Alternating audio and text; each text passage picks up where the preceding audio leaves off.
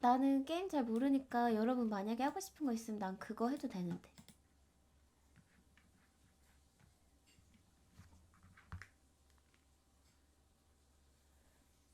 외부 채팅창? 화면 밖에다가요?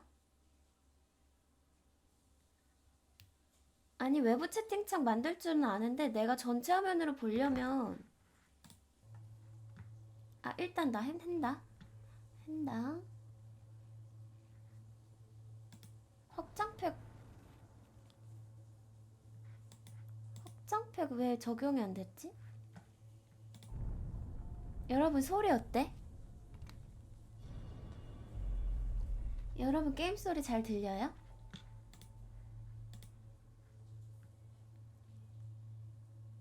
안 들려요? 그래? 여러분 잘 들려요? 게임 소리 커요? 지금은?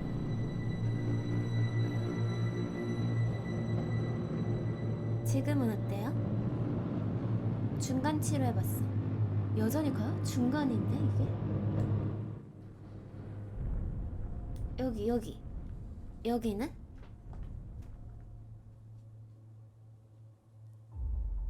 소리가 안 들려 이젠 또? 뭐 어떡하라는 거야? 이제 더 이상 못하는데? 그니까 나 2분의 1씩 움직인 거예요.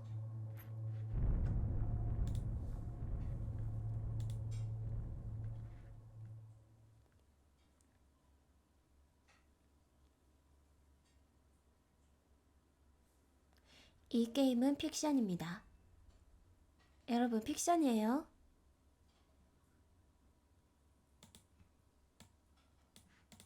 너희는 너희 아비인 악마에게서 났으며 또 그 아비의 욕망대로 하려고 한다. 그는 처음부터 살인자였다. 또 그는 진리 편에 있지 않다. 그것은 그 속의 진리가 나 못 읽었는데요? 여러분 나 못 읽었는데 넘어갔어. 뭐야? 어떻게 하는 거야? 나 하는 법 모르는데? 24시간 방송 중이라고? 잠깐만. 텍스트 자동 진행하지 마.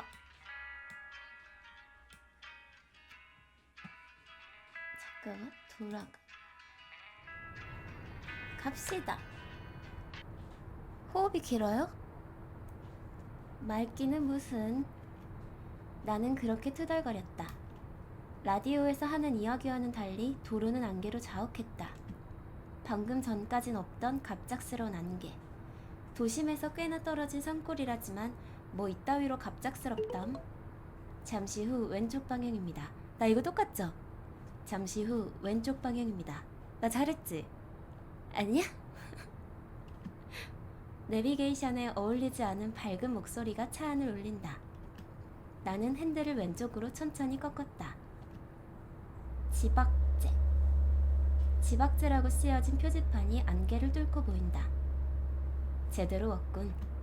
조금 흥분한 나는 엑셀을 살짝 더 세게 눌렀다. 차는 안개를 스치며 지박제로 미끄러져 들어갔다.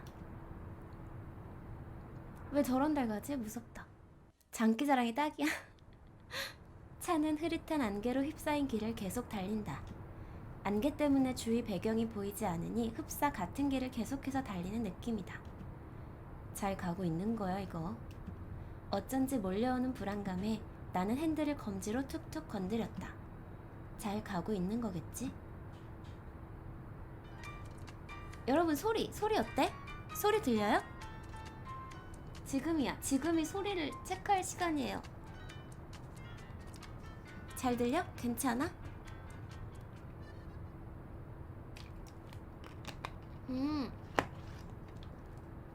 최현상의 시사쇼. 오늘 모실 게스트는 모두가 잘 아는 프로그램이죠. 뉴스트레이스의 PD 김석훈 PD님을 모시겠습니다. 안녕하세요. 김석훈 PD라고 합니다. 라디오에서 익숙한 목소리가 들린다. 내 입사 선배이자 얘가 PD구나. 인정받는 PD이며 이번 내 취재를 극렬히 반대한 김석훈 PD의 목소리다. 얘가 PD네. 솔직히 지금은 김 선배의 목소리조차 듣기 싫지만 선배가 혹시 이번 취재에 관련한 이야기를 하지 않을까 생각해서 일부러 시간에 맞춰 주파수를 돌려둔 거다. 이런 일을 하면서 마냥 뿌듯하지만은 않으실 것 같아요. 네, 그렇죠. 사실 저희 뉴스트레이스는 신뢰로 먹고 사는 프로그램이잖아요. 그런데 저번에 큰 무리를 빚은 적이 있었죠. 저희도 참 내부적으로 반성을 많이 했고 내 이야기를 하고 있군. 답답한 마음에 죄 없는 핸들을 한 대 쳐본다. 어쨌거나 저 일은 명백히 내가 잘못한 부분이다. 김 선배 역시 뉴스트레이스의 일원으로서 피해를 봤다고 할 수 있는 인물이고 때문에 그 부분에 대해 김 선배를 욕할 이유는 없었다. 그래, 어디까지나 내 실수였으니까. 뭐 했는데? 뉴스트레이스, 국내에서 가장 신뢰를 받고 있는 최고의 시사저널 프로그램이다. 시사저널 PD를 꿈꾸던 내게 있어 뉴스트레이스는 내 꿈이었고 나는 그 꿈을 위해 브레이크 없이 달려와 여기까지 섰다. 염원해왔던 뉴스트레이스의 PD. 하지만 그 뉴스트레이스의 신뢰도를 깎아먹은 PD. 그 한심한 놈이 바로 나인 거다. 뭘 했길래? 그나저나 이상하군. 묘하게 같은 길을 헤맨다는 느낌이다. 설마 길을 잃어버렸나? 300m 전방에서 오른쪽 방향입니다. 때마침 내비게이션이 길을 안내한다. 게임하면서 채팅하면 안 돼? 카테고리 바꿔야 돼? 카테고리 뭐로 바꿔? 주변엔 아무도 없었지만 나는 습관처럼 방향 지시등의 스위치를 올렸다. 뭘로 바꿔? 그 외에도 어려운 점이 있으시다면서요? 쓸데없는 고집이라던가 그런 게 가끔 진실을 파헤치는 걸 방해할 때가 있어요. 가끔 그런 고집을 부리는 후배들을 보면 답답하죠. 노베나 디아블로스 방이 있어? 이거 메이저야? 노베나. 오.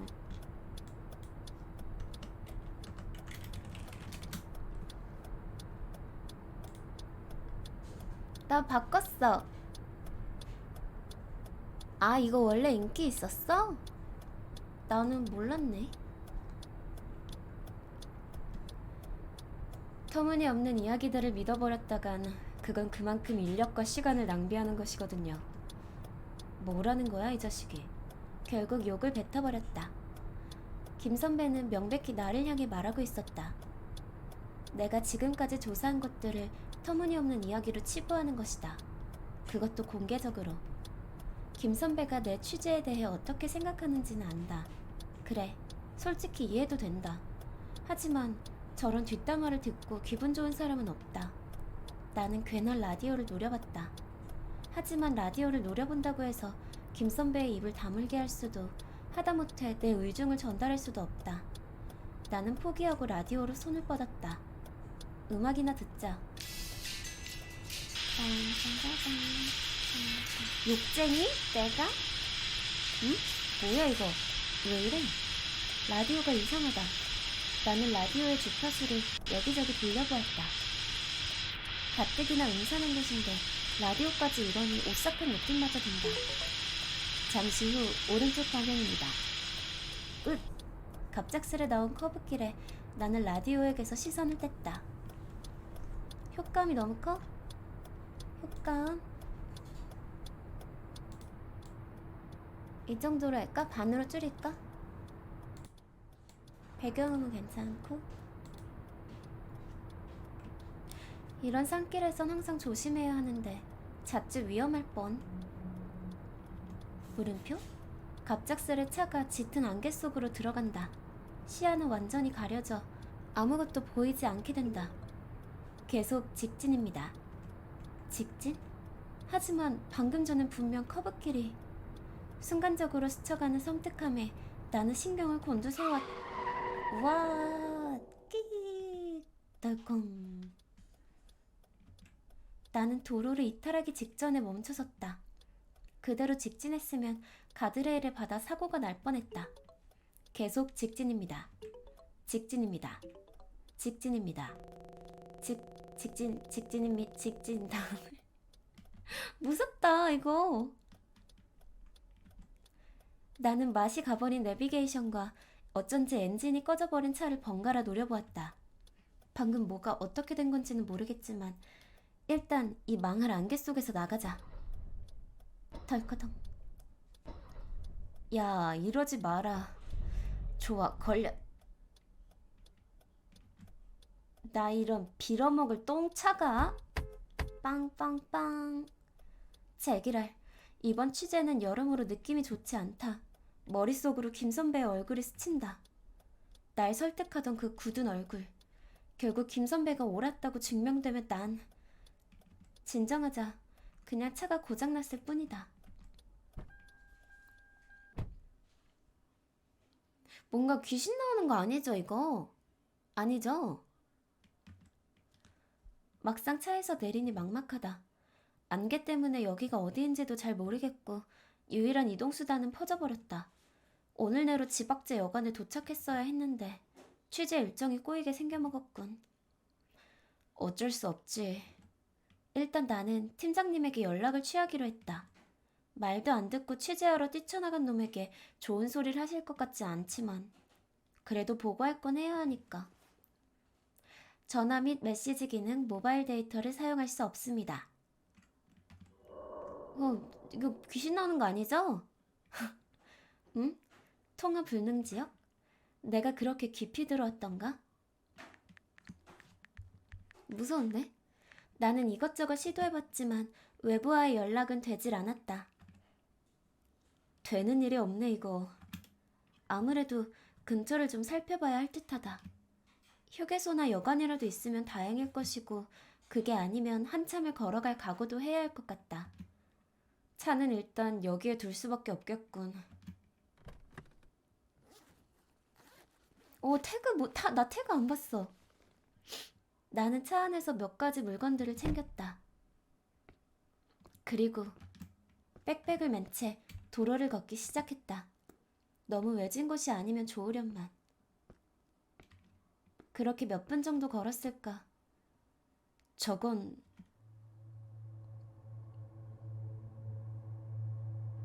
소망 언덕마을이라. 어둑어둑해진 주변을 둘러보았다. 벌써 해도 지기 시작했고 아무래도 오늘은 이 마을에서 쉬고 가야 할 것 같다. 마을이라면 외부랑 연락할 방법 정도는 있을 거고 어쩌면 더 나아가 내가 조사하는 사건에 대한 인터뷰를 딸 수 있을지도 모른다. 이 표지판을 따라가면 마을이 나올련가. 너무 멀리 있지만 않으면 좋겠는데.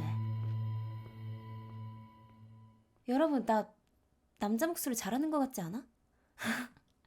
마을은 생각보다 멀리 있는 듯 했다. 나는 잠시 걸음을 멈추고 주변을 둘러보았다. 남스? 남스가 뭐예요?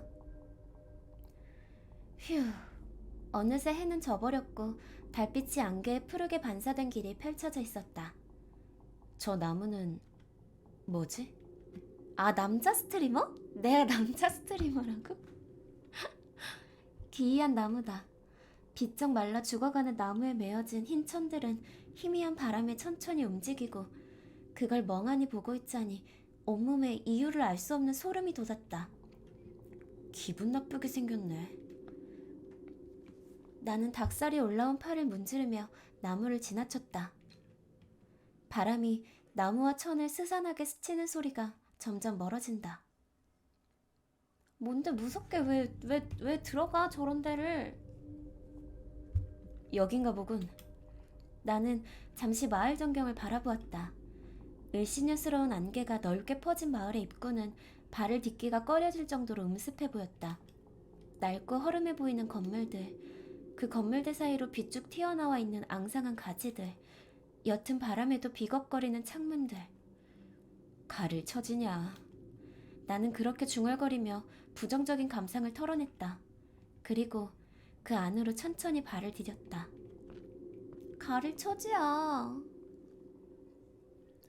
무서워. 그저 하루 정도 쉬고 갈 생각으로. 뭐야, 이제 시작하나 봐요. 뭐야, 무서워. 소망 언덕 마을은 밖에서 보이는 것보단 나쁜 느낌의 마을은 아니었다. 안개가 자욱한지라 공포영화에 나올 것 같은 느낌을 주기도 하지만 여기저기에 돌아다니는 마을 주민들을 보니 핸드폰도 안 터지는 오지치고는 제법 사람 사는 동네라는 느낌이 든다. 아니요, 전혀요. 전혀 안 드는데요. 우선 가장 급한 일부터 처리하자. 근처에서 전화를 빌릴 만한 곳이 있을까? 나는 주변을 돌아보다가 내 쪽으로 다가오는 마을 사람을 보고 그쪽으로 다가갔다. 저기 실례합니다. 뭐야, 무서워. 나는 입을 다물어 버렸다. 내가 불러 세우려던 마을 사람의 눈빛은 어딘가 텅 비어있고 앙상하게 마른 몸은 섬뜩함을 자아내고 있었다. 흡사 마약 중독자를 보는 듯. 그 남자는 나를 보고는 슬쩍 웃어 보이더니 불안한 발걸음으로 나를 스쳐 지나간다. 뭐야, 섬뜩하게. 왠지 기분이 나빠졌다. 나는 오싹해진 양팔을 문지르며 뒤를 돌아보았다. 남자는 비척거리는 걸음으로 어디론가 걷더니 이내 안개 속으로 사라져버린다. 문득 이상하게 낯이 익은 남자라고 생각했다. 누굴 닮은 것 같기도 하고. 나는 그렇게 중얼거리다가 다시 발을 옮겼다. 나 같으면 말을 못 걸었을 것 같은데? 몇 분쯤 걸었을까? 나는 어떤 건물 앞에 도착했다. 건물에는 소망여관이라고 적혀 있었다. 이런 곳에도 여관이 있네. 나는 그렇게 중얼거리며 여관문을 밀어 열었다. 여관이라면 유선전화 정도는 있겠지. 오래된 디자인의 시골에서나 볼 법한 여관이었다. 하지만 냄새가 나거나 더럽진 않았다. 이 정도면 만족이지. 나는 그렇게 생각하며 카운터를 향했다. 카운터에 앉아있던 여관 주인은 날 흥미로운 눈으로 바라본다. 손님 자체가 별로 없는 곳이라 그런가? 나라는 손님에 대해 호기심마저 가지고 있는 눈치다. 한 명이시오? 방 드릴까? 여러분, 사람 소리 어때요? 잘 들려요?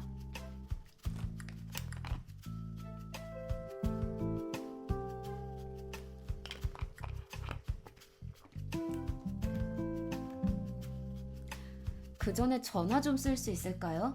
전화? 무서워. 네, 급하게 연락할 곳이 있는데 핸드폰이 안 터져서요. 아이고 저런, 이거 어쩐다.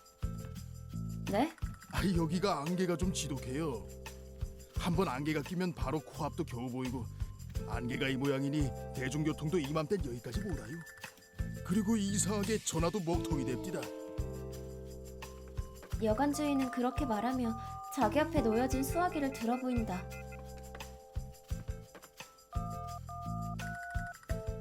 주인은 여기저기에 전화를 시도했지만 전화는 먹통이었다. 봐요, 이 모양이라니까. 그럼 외부와 연락이 안 된다는 겁니까? 그러게 왜 하필 이럴 때 여기 오셔서 출장 오신 거요? 네. 이 근처에 일이 있어서 온 건데 보고 없이 기다리긴 좀 곤란한 상황이라서요. 어떻게 안 되겠습니까? 뭐 어쩌겠습니까? 이 살다 보면 운 나쁜 날도 있고 그런 거 아니겠소? 아저씨 뭔가 나 아저씨도 무서운데? 걱정은 마셔. 이 일대가 이런 걸로 유명하니까 면사무소에서 사유서 같은 거 떼주거든. 일자리에서 잘리거나 하진 않으실 거요. 그 말이 사실이라면 이 기묘한 안개는 일종의 천재지변처럼 처리되는 모양인데 정말 그런 게 있다는 건가? 우리나라에 이런 안개가 있다는 이야기는 생전 처음 듣는데. 나는 의아함이 가득한 눈으로 여관 주인을 바라보았지만 여관 주인은 별 신경 쓰지 않고 숙박 기록표에 무언가를 끄적이고 있었다. 그래도 하루 이틀이면 안개가 거칠 거요. 안개가 거칠 때까지만 푹 쉬다 가십시오.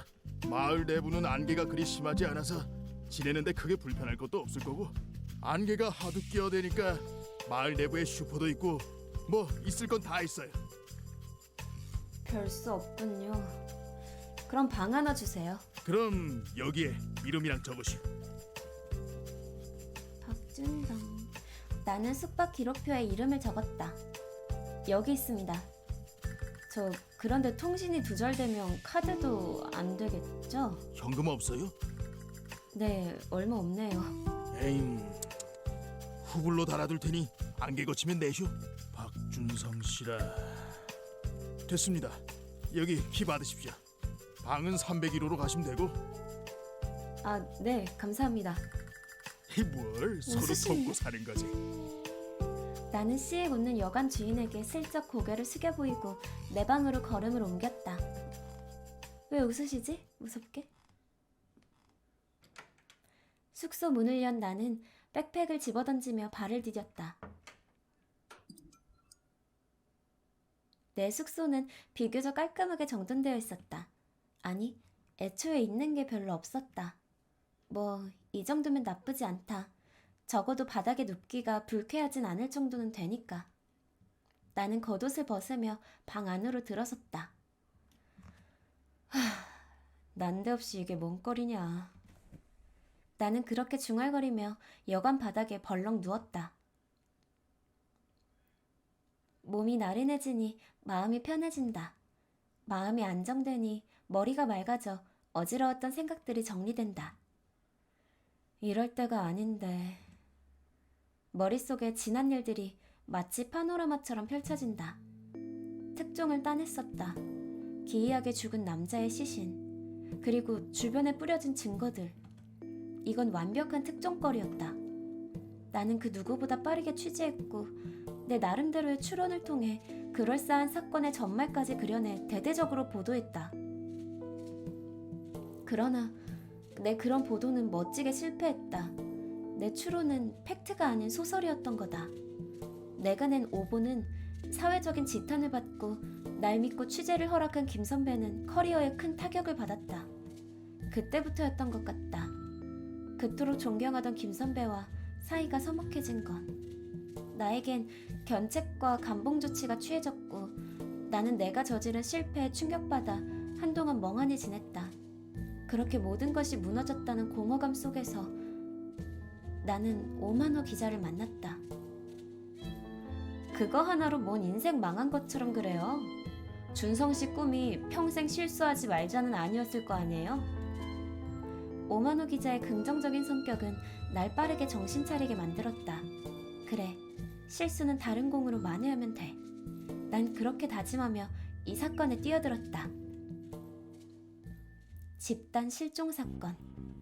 나는 언뜻 상관없어 보이는 전국적인 실종 사건들 사이에 꽤 그럴싸한 공통점이 있다는 걸 알아냈고 그 사건을 쫓다가 이 지역까지 오게 된 거다.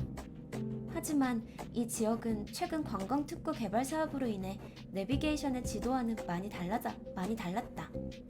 내가 길을 잃은 것도 내비게이션이 중간에 말썽을 부린 것도 이 마을에 대한 정보가 없던 것도 그것과 연관이 있을지도 모르겠다.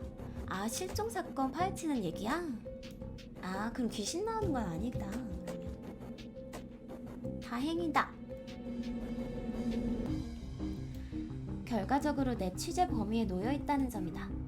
이 안개가 얼마 안가 거친다고 하지만 그 시간도 아까운 지금 멍청하게 안개 속에서 시간을 허비할 것인가, 아니면 그동안 이 마을을 취재해볼 것인가.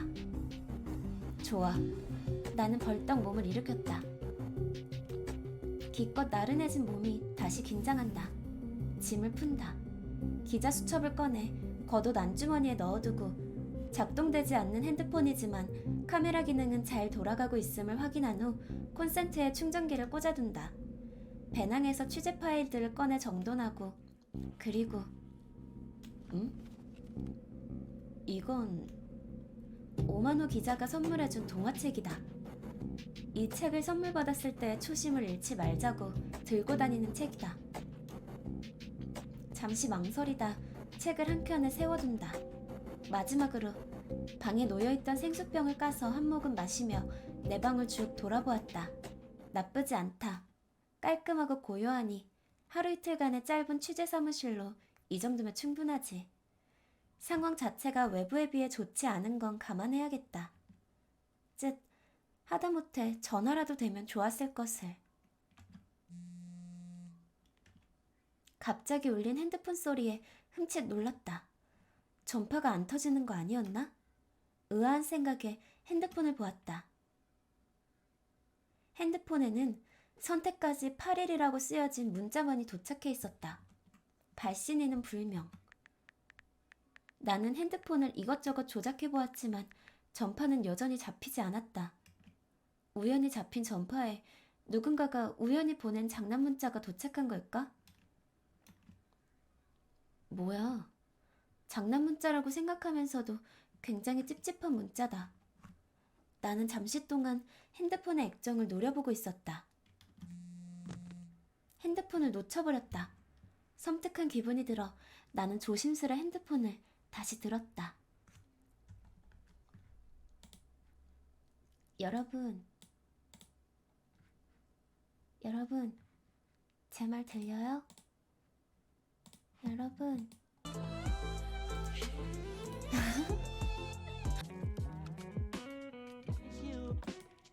아니야, 그 정도는 아니거든요. 사람을 뭘로 보신다? 아, 추리하는 거예요? 그러면 진짜 나 16시간 걸릴지도 모르겠는데. 어떡하지? 어떡하지? 진짜 걸릴 수도 있는데.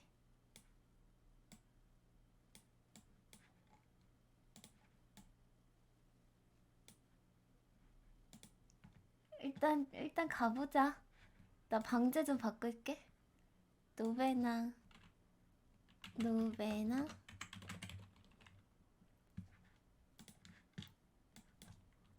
늦가기 잼 시작. 고.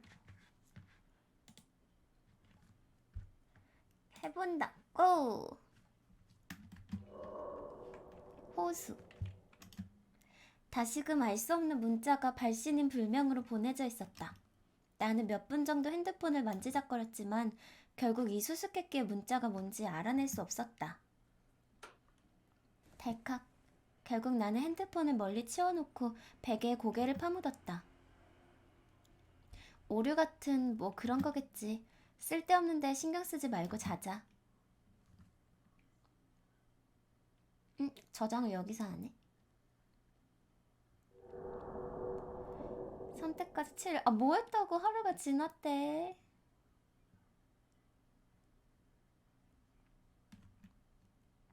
아무것도 안 했는데.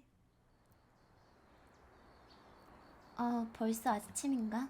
눈을 반쯤 뜬 채 주변을 둘러본다. 해가 떴음에도 불구하고 안개 때문인지 방은 어둡다.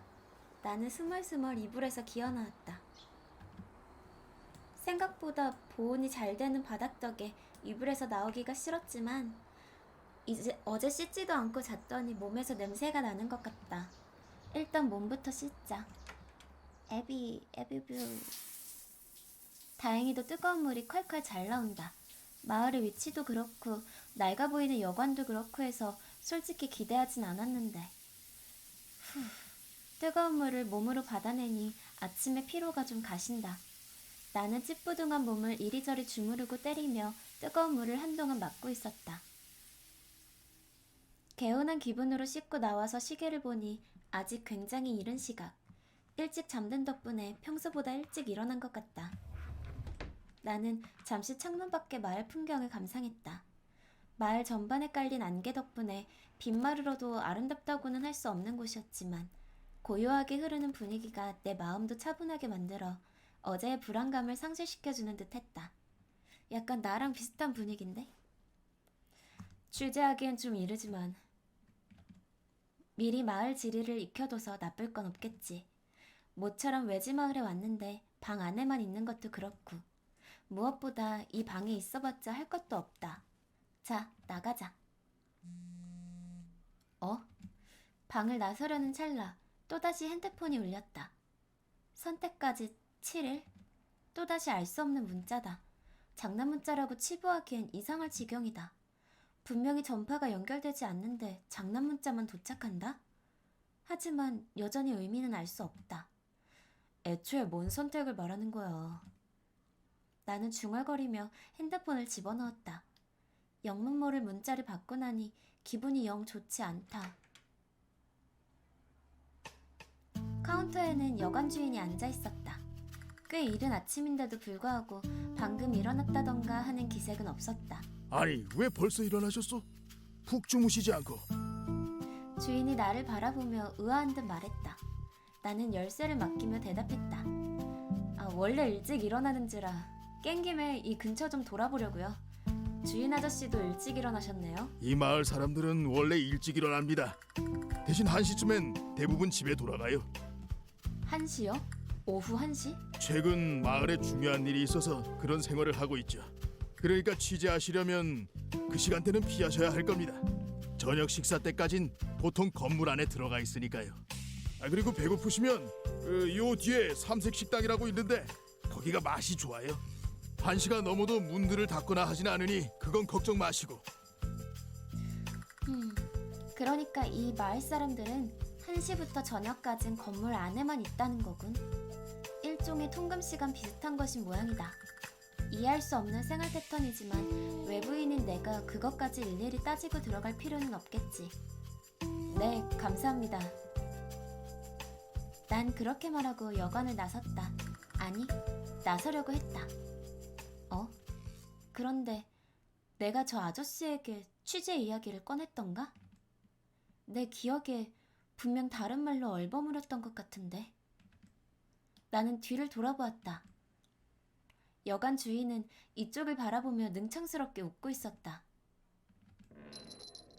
급작스럽게 기분이 나빠져 나는 빠른 걸음걸이로 여관을 나섰다. 이런 답답한 안개에도 불구하고 아침 공기는 꽤 시원했다. 정체불명의 안개는 여전히 마을을 뒤덮은 상태지만 어제의 그 도로처럼 심하진 않았다. 지금도 멀리 있는 건물은 잘 보이지 않았지만 적어도 근처에 뭐가 있는지는 잘 보이니까. 자, 그럼 마을을 한번 돌아볼까?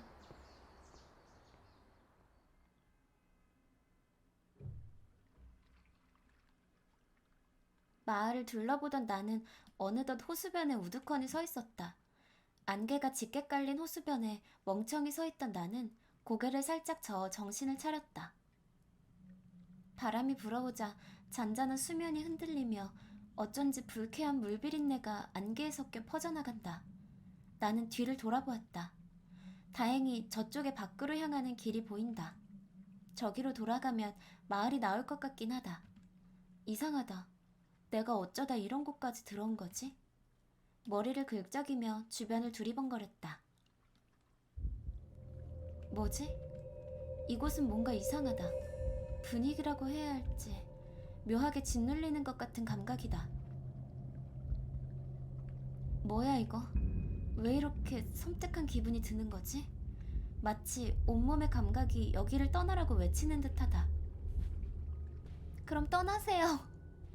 그러나 나는 내 몸의 경고를 무시한 채 무엇인가에 홀린 듯 어디론가로 걸어 들어갔다. 불쾌한 냄새가 공기를 타고 스며들어온다. 냄새가 강해진다. 비릿한 어디선가 맡아본 불쾌한 냄새. 나는 걸음을 멈췄다. 뭐야? 냄새는 바로 앞에서 풍겨온다. 이 앞에 설마... 주변을 두리번거린다. 주변엔 어떠한 인기척도 없다. 왜 가는 건데 여기를? 거기에 용기를 얻어야 하는지 겁을 먹어야 하는지조차 헷갈린다. 나는 천천히 발을 움직였다. 혹시 모를 상황을 대비해 손으로 입을 틀어막고 조심스레 냄새가 나는 쪽으로. 뭐야? 왜? 고개를 돌려버렸다. 어느 정도 각오를 했는데도 불구하고 눈앞에 펼쳐진 끔찍한 풍경을 바로 마주보긴 힘들었다. 입을 틀어막은 채 숨을 고르며 마음을 진정시킨다. 나는 눈을 질끈 감았다가 마음의 준비를 하며 다시 천천히 눈을 떴다. 뭐야? 잘못 본 게 아니다. 사람처럼 보이는 무언가가 거기 있었다. 마네킹 같은 게 아닐까라고 생각하려 해도 저 앞에 놓인 것은 분명 그런 인공적인 것이 아니었다. 그래, 저건 분명 사람이다. 아니, 사람이었던 이라고 해야 할까? 딱딱하게 굳어있는 창백한 피부가 눈에 들어온다. 피의 흐름이 멈춰버린 피부는 다시는 생기를 되찾지 못할 것이다. 축 처져 있는 몸에는 그 어떤 에너지도 느껴지지 않는다. 마치 정육점에 대충 늘어놓은 고깃덩이처럼. 올라오는 구토감을 참기 위해 손으로 입을 틀어막았다. 뭐야 도대체. 떨리는 가슴을 부여잡고 정신을 차리려 노력한다. 자, 이성적으로 주변을 판단해보자. 사람이 죽어있다. 인형이나 모형 따위가 아닌 진짜 시체다. 그리고 그 주변엔 기이한 흔적들이 남아있다. 그 흔적들은 이 죽음이 평범하지 않음을 알려주고 있었다. 살인. 그런 단어가 자연스레 떠오른다. 시체를 보았다는 충격에서 조금 벗어나니 본능적인 공포가 스멀스멀 기어 올라온다. 살인자가 근처에 있는 건 아닐까? 혹시 봐선 안 될 현장을 보고만 건 아닐까? 하지만 그 공포 속에서 한 가지 생각이 스쳐 지나갔다. 혹시 나는 내가 쫓고 있던 집단 실종 사건을 떠올렸다. 이 실종은 전국적으로 일어나고 있었고 독특한 공통점을 가지고 있었다. 지금까지는 그 공통점이 무엇을 의미하는지 확신하지 못했다. 하지만 이 시체를 보자 분명히 떠오르는 키워드가 있다. 종교. 나는 다시 시체를 바라보았다. 그리고 그 주변에 보이는 흔적들을 바라보았다. 혹시 이 괴상한 죽음이 내가 쫓는 실종 사건과 관련이 있다면? 그리고 이 죽음과 실종을 잇는 키워드가 종교라면? 그러한 가설에 이르자 나는 마치 기계처럼 몸을 일으켰다. 여전히 무섭다. 하지만 그것을 넘는 호기심이 내 몸을 움직인다. 어느새 카메라 세팅을 맞춰둔 핸드폰을 들고 나는 현장으로 한 걸음 한 걸음 다가가고 있었다. 왜 다가가?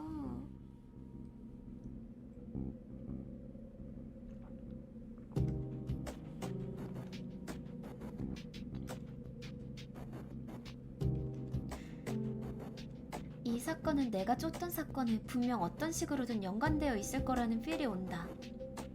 만약 내가 헛짚은 거라 해도 상관없다. 이건 그 자체만으로도 내 PD 인생을 바꿔놓을 거대한 특종이 되리라. 좋아. 정보가 될 만한 건 모조리 찍어두자. 일단 전경부터 기록하자. 핸드폰 플래시가 빛을 뿜으며 호수의 전경이 기록되었다. 자, 천천히 둘러보자고. 나는 주머니에서 장갑을 꺼내며 조심스레 사건 현장에 발을 디뎠다. 현장을 족적으로 훼손하지 않도록 최대한 외곽 쪽으로 돌면서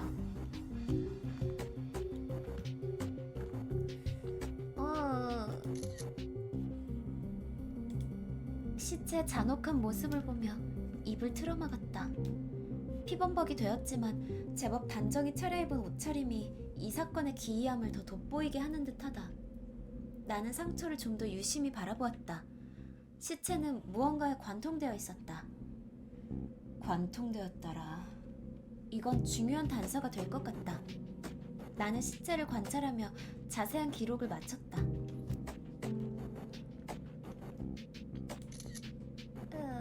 재단 위에는 인형 하나가 놓여져 있다. 인형 아래 재단은 피범벅이 되어 있어 흡사 사망자를 표현한 듯 섬뜩했다. 죽은 사람이 올려둔 걸까? 나는 그 인형을 유심히 살핀 뒤 기록을 마쳤다.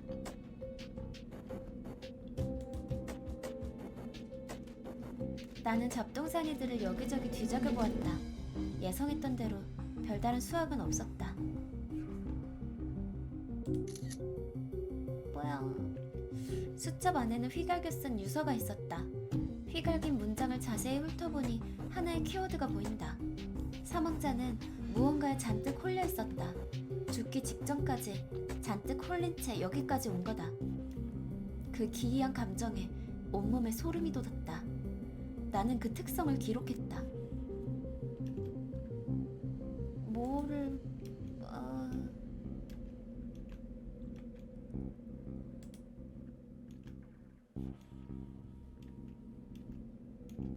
사진 2개를 더 찾아야 돼? 괴상한 문자가 적힌 화이트보드다. 하지만 아무리 자세히 살펴봐도 어느 나라 문자인지 알 수 없었다. 문자는 맞겠지 이거? 혹시 암호문 같은 것일까? 하지만 그렇다면 누가 해석하길 원해서? 지금으로선 알 수 없겠군. 나는 보드에 문자를 기록했다.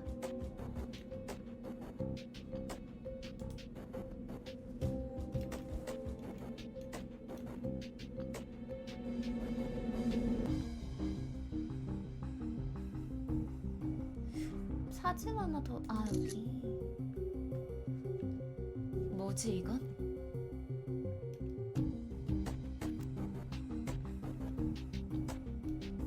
좋아. 증거는 이 정도면 충분해. 두근거리는 심장을 진정시키고 나는 핸드폰에 찍힌 사진들을 바라보았다. 핸드폰에 담긴 기이한 사진들을 보니 기분이 이상해진다. 이 사진들이 날 특정으로 이끌어줄 것들이라는 사실이 감정을 더욱 혼란스럽게 만든다. 나는 익숙하지 않은 현장에서 한 걸음 멀어졌다. 참고 있었지만 이제 슬슬 속이 울렁거린다. 피비린내에 파묻히기 전에 여길 떠나자. 나는 그렇게 생각하면서 핸드폰을 품에 넣으며 몸을 돌리려 했다. 나는 몸을 멈췄다. 인기척이다. 내 뒤에 지금 누군가가 있다. 누구지? 설마 범인? 온 신경을 내 뒤에 집중한다.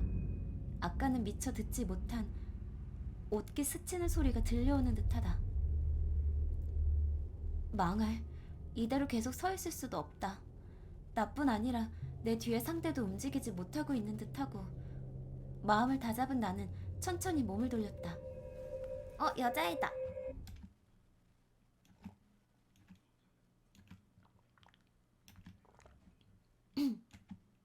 저기, 거기서 지금... 어잉? 어잉? 잠깐, 왜 갑자기 전기 충격기를?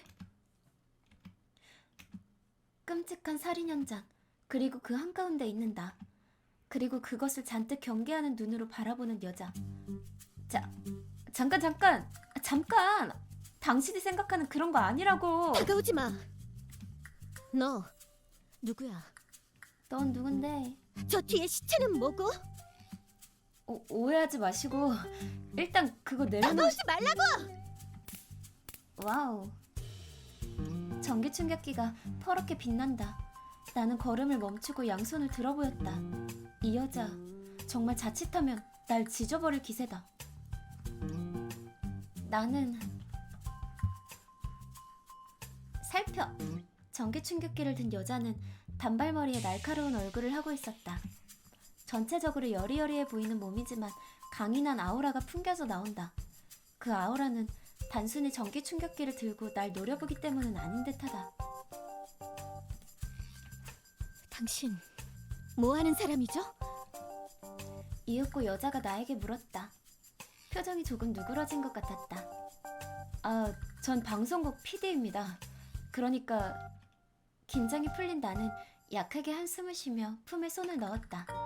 명함을 여기 두었을 텐데. 무슨 수작이야! 와. 으아, 이 망할.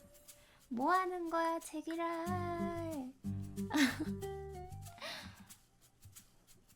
전기 충격 당했나봐. 아니, 일으킨다고 생각했지만 다시 넘어져 버린다. 아직도 몸에 저릿한 느낌이 남아있다. 진짜 죽는 줄 알았다. 뭐 하는 거야, 이 미친 여자야. 명함? 그럼 뭐 총이라도 꺼내는 줄 알았습니까? MBS 시사부 PD 박준성? 발연기. 진짜 PD였어요? 발연기 멈춰. PD라고 했지 않습니까? 미안해요. 그게 다야? 하지만 그렇게 갑자기 품에 손을 넣고 다가오면 누구라도 저처럼 행동했을 거예요. 꺼내려던 게 흉기일 수도 있잖아요. 왜 여기 계신 건데요? 지금 사람을 죽일 뻔해놓고 그걸 사과라고 하는 겁니까? 그 정도로 죽진 않아요. 제안만 하려던 거였어요. 목소리 진짜 예쁘시다. 여자의 뻔뻔한 태도에 되려 분노가 사그라든다. 화가 풀렸다는 게 아니라 어이가 없어서였다. 나는 뭐라고 한마디 더 하려다가 이내 한숨을 쉬며 몸에 묻은 이물질을 털어냈다. 평소 잘 지르지도 않던 비명을 지르고 화를 냈더니 목에 힘이 들어가지도 않는다. 그런데 시사저널 PD가 사건 현장에서 뭘 하는 거예요? 시사저널 PD가 사건 현장에서 뭘 하겠습니까? 뭐 취재 좋죠. 그런데 경찰에 신고는 하고 이러고 있는 거예요? 경찰보다 먼저 현장에 들어와서 뭘 하시는 건데요? 아, 그건... 현장 보존! 기본 아니에요, 기본? 방송국 양반들이란. 안 그래도 지금 신고하려 했습니다. 잊고 있었다. 이 안개가 끼는 시기엔 기이하게도 통신도 두절된다고 했었는데. 나는 여자를 바라보았다. 여자도 내 핸드폰을 보더니 같은 것을 떠올린 모양이었다. 혹시 이 마을에서 경찰서 보셨습니까? 아니요. 나는 머리를 긁적이며 핸드폰을 집어넣었다. 일단 여기서 좀 나가죠. 그러죠.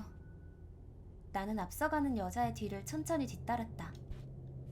그나저나 도대체 뭐하는 여자길래 이런 곳에 혼자 있었던 거지? 그러게. 외곽으로 빠져나오고 여자는 답답한 듯 한숨을 크게 쉬었다. 그 표정은 어두웠지만 그게 공포에서 비롯된 건 아닌 듯하고 마치 뭔가 귀찮은 일을 만났다는 분위기였다.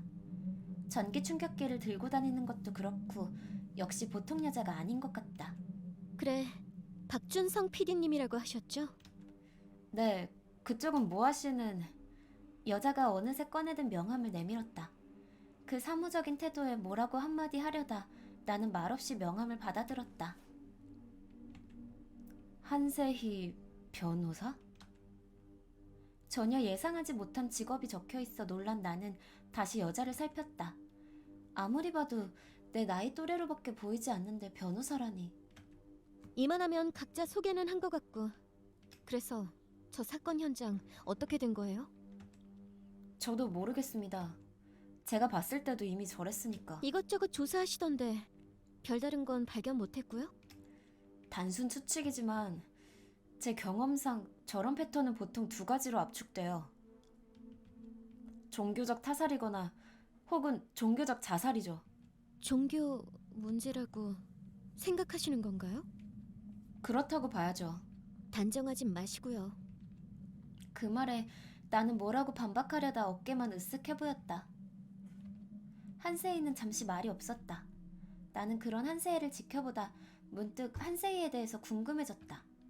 젊은 변호사가 왜 이런 마을까지 온 걸까? 하지만 서로의 개인사에 대해 말할 분위기는 아니었던지라 나는 그냥 한세희가 입을 열기를 기다렸다. 그럼 준성 씨는 외부와 연락할 방법 좀 찾아봐요. 안개 하나 가지고 외부와의 연락이 전부 끊기는 건 말이 안 되잖아요? 뭐 그러죠. 그럼 한세희 씨는? 전 따로 조사할 게 있어서요. 그럼 이만 마을에서 뵙죠. 아, 네? 갑작스러운 작별 인사에 놀란 나에게 신경도 쓰지 않고 한세희는 그렇게 말하며 멀어져 갔다. 잠시 그렇게 걷던 한세희는 잠시 멈추더니 아까처럼 현장 훼손하지 말아요. 한마디 덧붙이는 걸 잊지 않았다. 거참. 나는 그렇게 사라지는 한세희를 멍하니 바라보다가 다시 한세희가 건넨 명함에 눈을 돌렸다. 한세희 변호사라. 만난 지 얼마 되진 않았지만 칼날처럼 날카로운 말투와 빠릿빠릿한 행동에서 그 성격이 대강 느껴진다. 젊고 건방진 엘리트라는 건가? 나는 명함을 반으로 접어 주머니에 쑤셔 넣으며 다시 사건 현장으로 발을 돌렸다. 그 참혹한 현장을 다시 보긴 싫었지만 방금 전 난리 때문에 수첩을 떨어뜨린 모양이다. 수첩만 챙기고 바로 빠져나가자. 왜 또 떨어뜨렸어, 바보야. 이 바보야. 뭐야? 누가 또 있어? 현장에 돌아와 수첩을 주워든 나는 그대로 몸이 멈춰버렸다. 나는 눈을 비비고 다시 한번 앞을 보았다. 잘못 본 게 아니었다. 거기엔 웬 어린 소녀가 있었다. 나무 천국사불. 소녀는 눈을 감은 채 그렇게 중얼거리더니 천천히 나에게로 고개를 돌린다. 너 거기서 뭐해? 어? 거기서 뭐야? 뭐 하냐고.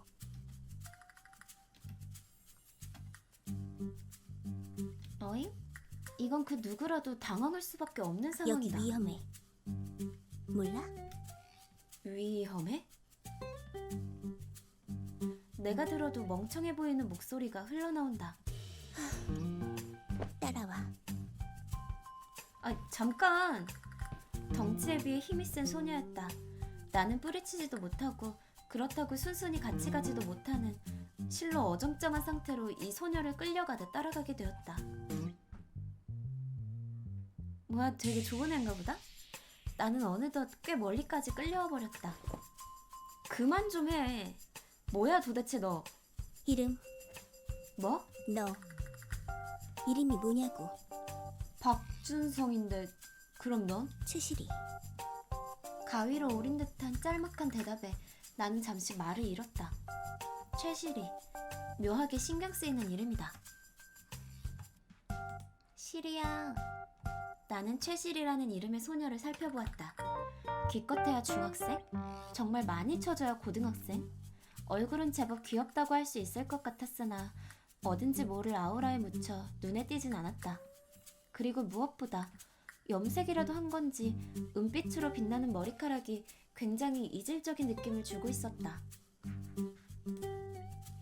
학생처럼 보이는데 여기서 뭘 하는 거야? 사건 현장에 멋대로 들어가고 살인범이 근처에 있을지도 모른다고. 여기에 살인범은 없어. 나는 다음 말을 기다렸으나 최실이는 입을 열 기색이 없다. 그래서 여기서 뭘 하는 거야? 결국 내 쪽에서 다시 되물었다. 상대하기 굉장히 피곤한 아이군. 역귀가 돌고 있어. 마을에. 역귀? 아니 갑자기 말 멈추지 말고 그 역귀라는 게 뭐라는... 너 여기서 죽을 거야. 어? 살고 싶으면 나가.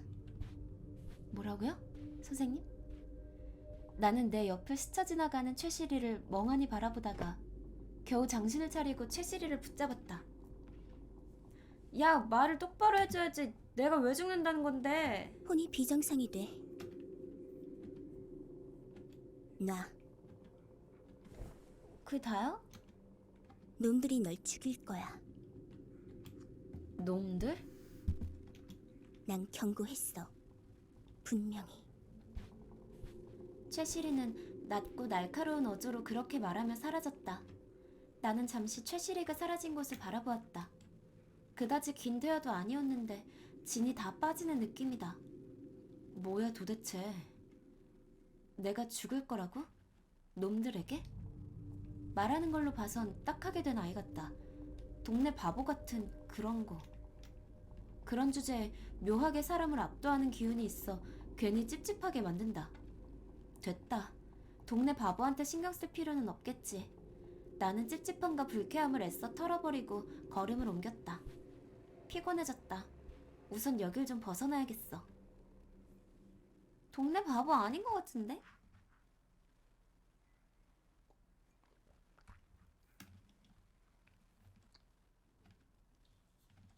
그렇게 생각하며 숙소 앞을 지나가는 거기. 순간 잠깐만요.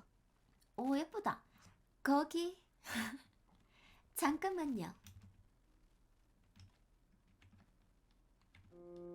어머 예쁘다. 반가워요. 전 유채린이라고 해요. 상당히 예쁜 얼굴을 가진 미인이었다. 이런 미인이 웃으면서 말을 걸어주니 기분이 나쁘진 않았다. 무엇보다 오늘 처음 듣는 멀쩡한 인사말인 듯한. 아, 네, 안녕하세요. 박준성이라고 합니다.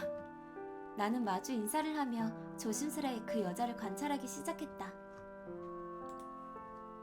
유채린이라고 자신을 소개한 여자는 부티나는 옷을 입은 그림으로 그린 듯한 전형적인 부잣집 미인 아가씨였다. 얘가 나쁜 애 아니야? 많아야 20대 중반? 마치 잘나가는 신인 여배우를 연상케 하는 외모로군. 이 마을에서 처음 보는 분 같은데 여기 분이 아니시죠?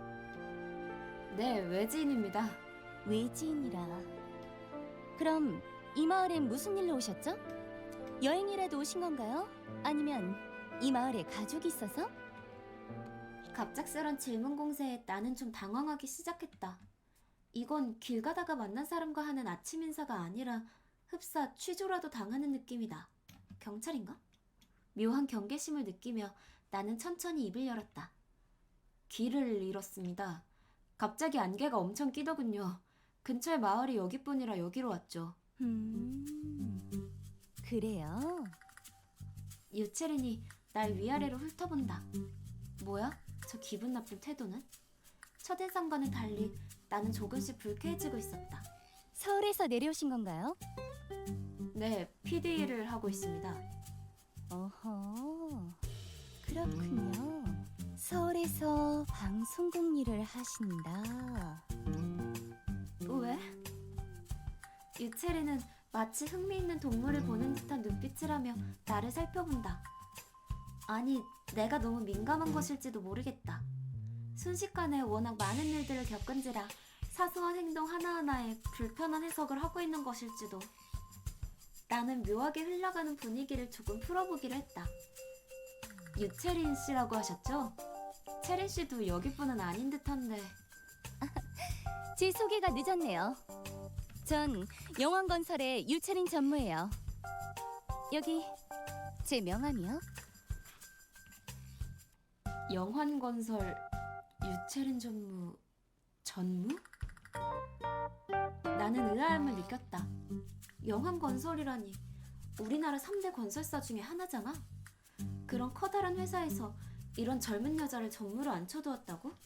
게다가 나는 그 사실도 모르고 있었던 건가? 내 표정에 떠오른 의문을 느낀 걸까? 유채리는 꽤나 장난스러운 표정을 지어 보였다.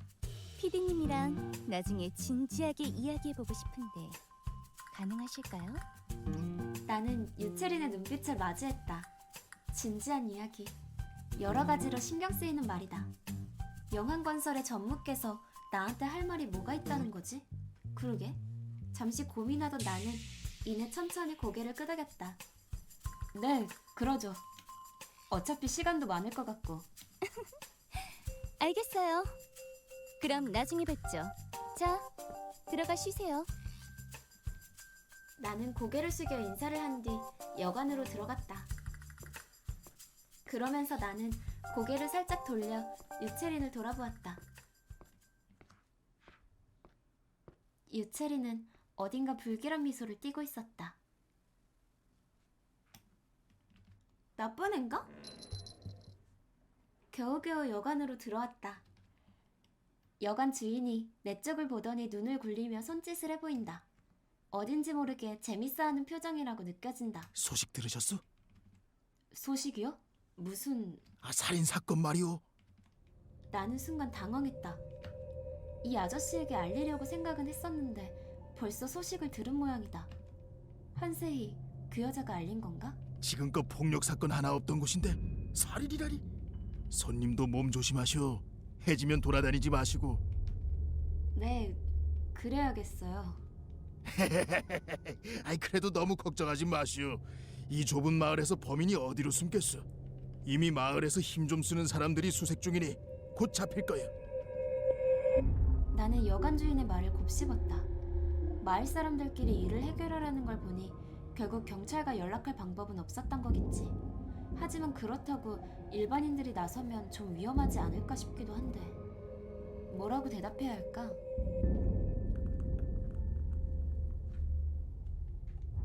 충고해요. 좀 위험하지 않을까요? 경찰이 올 때까지는 그냥 기다리는 게 좋을 것 같은데 안개도 곧 거칠 거 아닙니까? 이 양반 무서워졌어. 어떻게 살인범이 있는데 모르는 척 지냅니까? 빨리 붙잡아버리고 속편히 사는 게 낫지. 그렇게 속편히 지내다간 다음엔 손님 차례가 될지도 몰라요. 그냥 제 생각이었습니다. 알아서들 하시겠죠. 엥, 여전히 속편하시구만.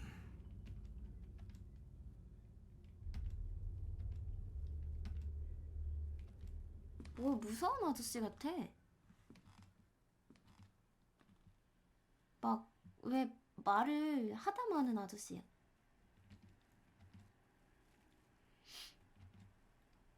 여자치고 훤칠한 키가 인상적이었다.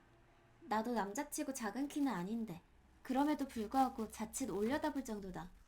오, 무슨 모델이라도 되나 싶었지만 키와는 달리 앳된 얼굴은 이 아이가 어린 소녀라는 걸 알려주고 있었다. 고등학생쯤 되려나? 그 소녀는 날 살펴보더니 그대로 굳어버렸다. 흡사 무서운 괴물이라도 본 얼굴. 나는 잠시 내 몰골을 살폈으나 겁을 집어먹을 만한 모습은 아니었다. 내 얼굴이나 체형도 무섭게 생긴 것하고는 거리가 멀다고 생각하는데 하다못해 키조차 이 소녀와 큰 차이가 없고. 난 다시 소녀를 바라보았다. 여전히 굳어있는 모습이 덩치만 큰 초식동물 마냥 조금 안쓰럽게 보인다. 귀여운데?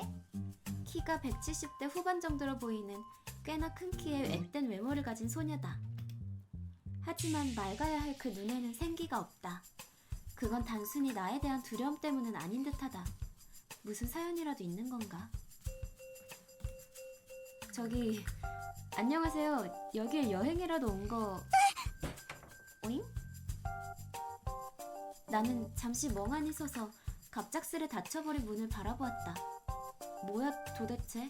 내가 뭘 했다고. 다소 억울한 기분이 들었지만 그렇다고 굳이 나서서 오해를 풀 기운도 남아있지 않아. 나는 고개를 설레설레 저으며 내 방이 있는 3층으로 올라갔다. 나 약간 괴물 취급받은 거야? 많은 일을 겪었다. 아직 아침인데도 불구하고 내 몸과 마음은 벌써 녹초가 되어 매트에 눕기라도 하면 바로 잠들어 버릴 것 같았다. 나는 피로한 몸을 추스르며 내 숙소 복도를 향해 들어섰다. 도대체 방에 언제 들어가? 방에 좀 가자, 얘들아. 방에 가자 좀. 2층에 머무는 손님인가? 좁은 복도에서 마주친 우린 잠시 멍청이 서 있게 되었다. 길을 비켜줘야 할 것 같은데. 왼쪽! 나는 왼쪽으로 길을 비켰다. 동시에 여성은 나와 같은 방향으로 움직였다. 뭐야? 이번엔 오른쪽으로 길을 비켰다. 동시에 여성은 나와 같은 방향으로 움직였다. 사겨라! 나는 뒤로 조금 물러섰다. 아, 안녕하세요. 네, 다소 뻘쭘한 상황에서 우리 둘은 어색한 인사를 나눴다. 이런 분위기 싫어하는데. 아, 살펴볼 건데 잘못 눌렀어. 나는 좁은 복도 한쪽에 완전히 몸을 밀착시켰다. 그리고 여성을 향해 지나가려는 손짓을 해보였다.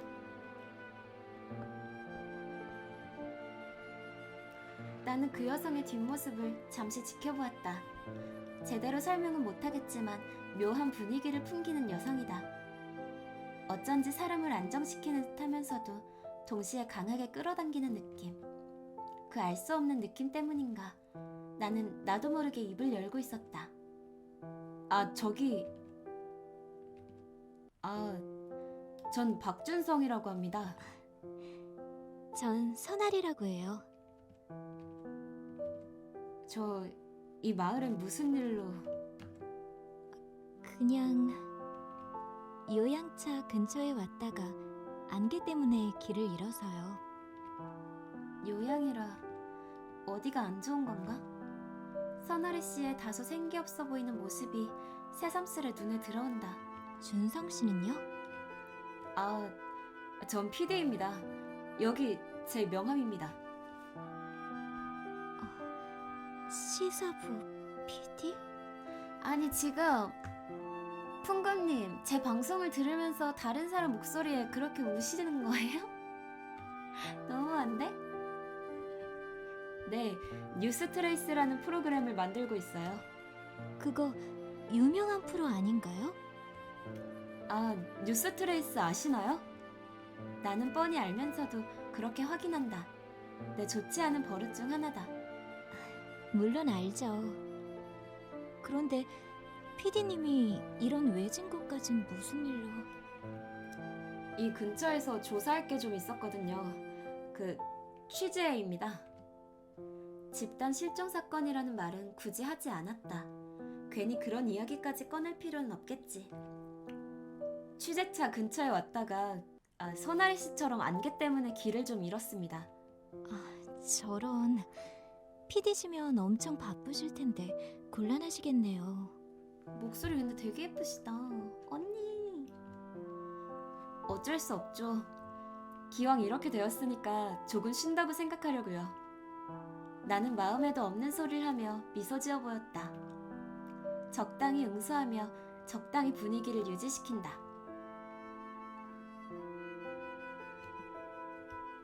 왜 불러 세운 거지? 제가 너무 붙잡고 있었나요? 아니에요. 그럼 조심히 들어가세요. 네, 감사합니다. 그럼 전 이만. 선아리 씨는 가볍게 고개를 숙여 보이고는 다시 복도 저편으로 걸어갔다. 묘한 일이다. 평소라면 하지도 않았을 이해할 수 없는 행동을 하고 말았다. 나는 선아리 씨의 뒷모습을 잠시 지켜보다가 뒷머리를 북북 긁으며 내 방으로 향했다. 드디어 방에 간다! 어느덧 저녁이 되고 해가 천천히 지고 있었다. 아침에 일어나서 시체 발견하고 인사 한 번씩 했는데 저녁이 된 거예요? 나 뭐 했어?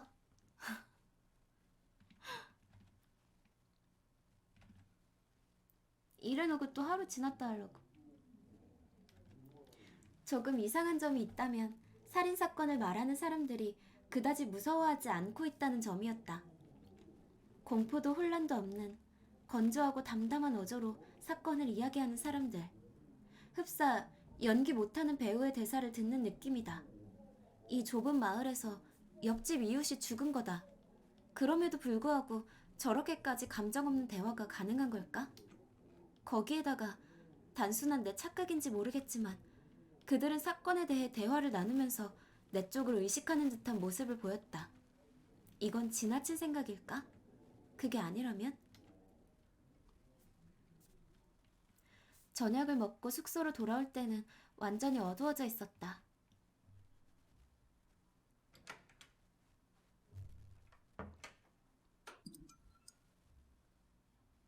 긴 하루였군. 나는 중얼거리며 겉옷을 대충 벗어 던졌다. 그리고 곧장 담요에 앉아 핸드폰으로 찍은 사진들을 둘러보았다. 다시 봐도 참혹한 시체다. 먹은 게 올라오는 것 같아 핸드폰을 저쪽으로 던져버렸다. PD로서 뭔가 큰 건수를 잡았다는 흥분감과 그럼에도 불구하고 끔찍한 사건을 목격한 것에 대한 정신적인 후유증이 동시에 휘몰아쳐 날 급속도로 피로하게 만든다. 나는 크게 한숨을 쉬며 담요에 몸을 던졌다. 집에서 쓰던 침대보다는 못했지만 그럼에도 불구하고 몸이 노간에 흘러내릴 정도로 편하다. 내일부터는 본격적으로 탐문을. 나는 그렇게 중얼거렸다. 자기한 좀 이른 시간이지만 눈을 감고 좀 쉬기로 할까?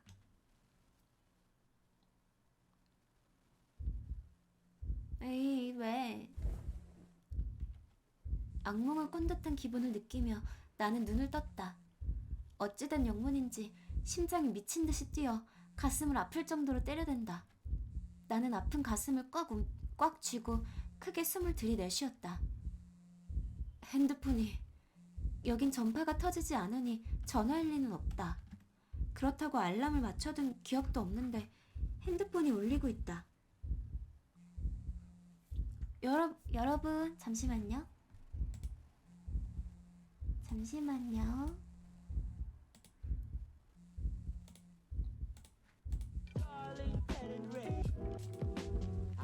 제가 잠깐 연락이 온 게 있어서 다시 금방 올게요. 30초만 세고 있어.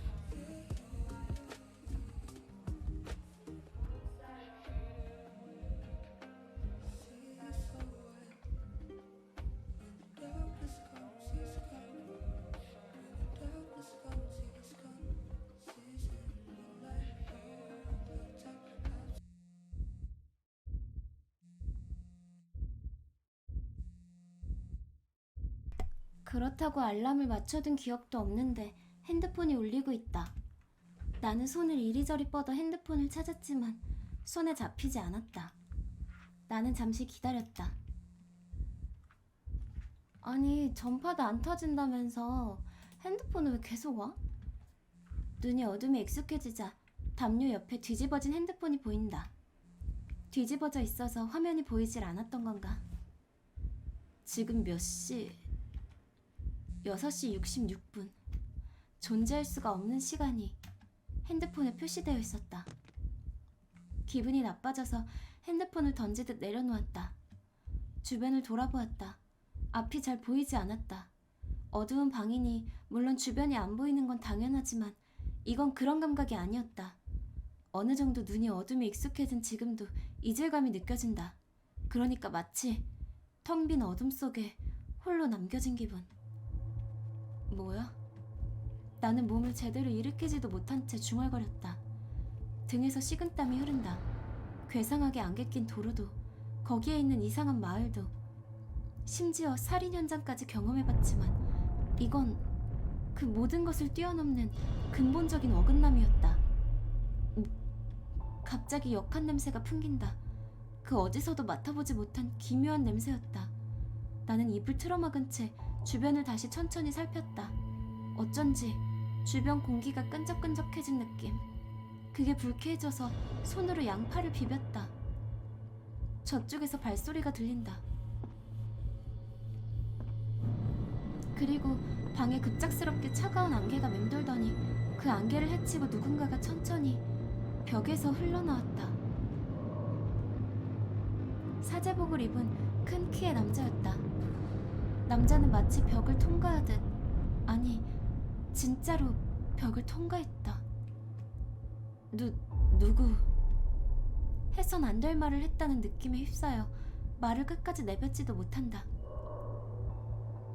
이윽고 반대쪽 벽에서도 사제복의 남자가 모습을 드러냈다. 자세히 바라보니 사제복 안쪽에서 검은 안개가 스멀스멀 피어오르고 있다. 두 남자들은 나를 둘러싸듯 내 양옆에 섰고 나는 감히 제지할 생각도 하지 못한 채 그걸 멍하니 바라볼 뿐이었다. 늦었다고 생각했지만 가만히 있을 수도 없어 나는 몸을 일으키려 했다. 하지만 사제복의 남자들에게서 뻗어나온 안개가 마치 촉수처럼 날 붙잡고 그대로 바닥에 처박았다. 인정사정 없는 그 행동에 나는 순간 숨을 쉬지 못했다. 도대체 이게 뭐지? 꿈인가? 아니면 내가 미쳐가는 건가? 그것도 아니면 설마 이게 현실인가? 박준성, 이렇게 부르면 되는 건가?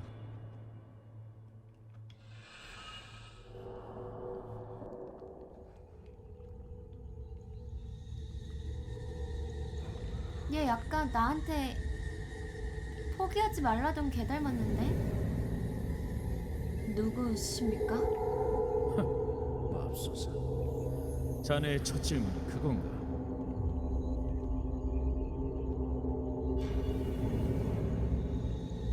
그래요. 도대체 당신 누굽니까?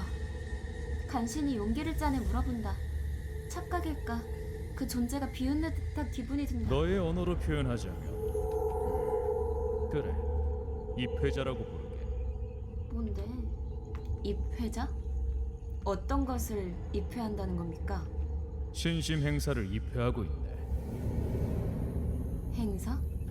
자세히 알 필요는 없네. 그저 자네를 위해 준비된 행사라고 보면 돼. 입회자는 그렇게 말하며 또다시 비웃는 듯한 느낌을 풍겨왔다. 위험하다. 이자와 대화를 하면 할수록 느껴진다. 나는 지금 대화하면 안 되는 존재와 대화하고 있다. 저를 위한 행사라니 그게 무슨 뜻입니까? 간단한 룰이네. 이 마을은 악마 부활을 목적으로 만들어진 마을이고 자네는 그것을 위해 선택된 소중한 존재지. 그런 자네를 위해 5명의 암컷들을 준비했네. 아마 이미 만나봤을 거라 생각하는데 어땠나? 마음에 드는 자가 있던가? 입회자의 조롱 섞인 목소리와 함께 순간적으로 몇 명의 얼굴이 스쳐 지나간다. 오늘 아침에 우연히 만났던 여성들. 설마 그 사람들을 말하는 건가? 그 암컷들과 즐거운 한때를 보내고 마음에 드는 자를 선택하면 되네. 수컷으로서 나쁜 일은 아니지 않은가? 입회자의 말 한마디 한마디에서 조소가 섞여 나온다. 그는 분명 날 비웃고 있다. 그런데 한 가지는 명심하게. 그중 한 명의 불청객을 제외하면 그 암컷들은 인간이 아니라는 것을. 아까부터 도대체 무슨 소리? 처절할 정도로 말을 더듬거리는 나에게 입회자는 고개를 설레설레 젓더니 천천히 다가온다. 직접 보도록 하게. 입회자가 내 머리 위에 손을 얹는다. 그리고 나는 어느덧 문 앞에 서 있었다. 나는 그것이 현실이 아님을 알고 있었다. 이건 그냥 그자가 나에게 보여주는 환상이다. 그러나 그럼에도 불구하고 나는 그 문의 존재를 두려워하고 있었다.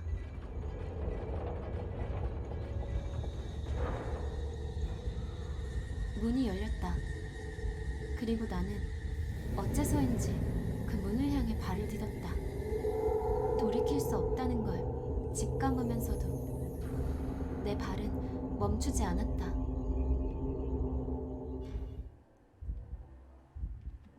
나도 모르게 탄식을 뱉고 만다.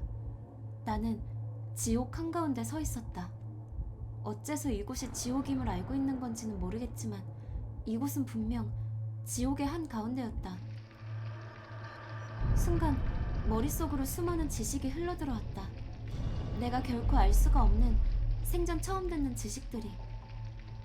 죽음, 축제, 행사, 안개, 7개의 대죄를 지배하는 7마리의 악마, 그리고 탐욕의 악마의 죽음. 5명의 여자들이 마을로 들어서고 사실 그들은 탐욕의 자리를 차지하려는 마물. 머리가 아프다. 나는 머리를 감싸준 채 눈을 감아버렸다. 그러나 마치 뇌를 기어다니는 벌레처럼 그 이미지들은 내 머리에 각인된 듯 떠올라 사라지질 않고 그 불쾌한 기분은 이내 끔찍한 두통으로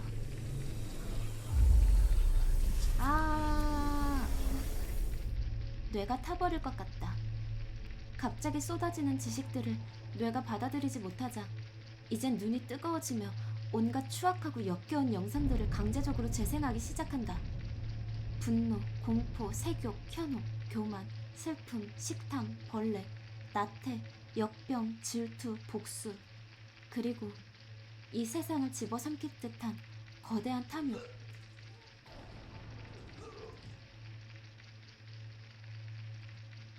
느껴보지 못한 역겨운 감각이 목구멍 언저리부터 꿈을 대며 올라온다.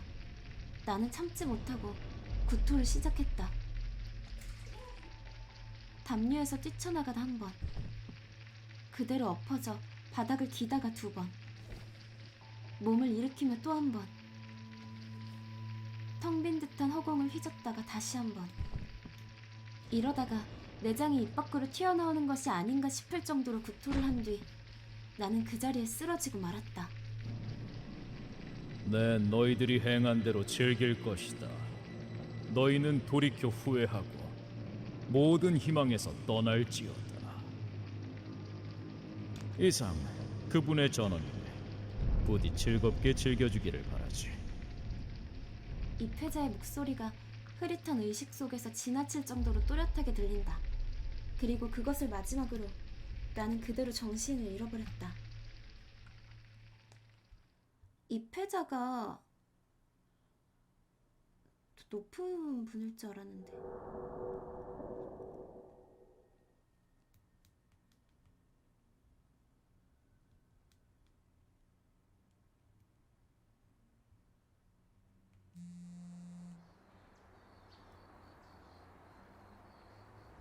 문자 수신을 알리는 핸드폰 진동에 눈을 떴다.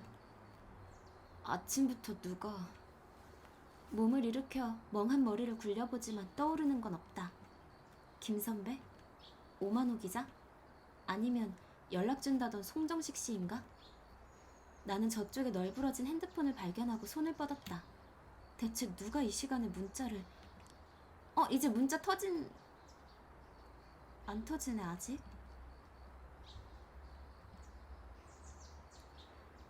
흐리멍덩한 머리를 흔들며 담요에서 벗어나려는데 질퍽하고 뭔가가 발에 밟혔다.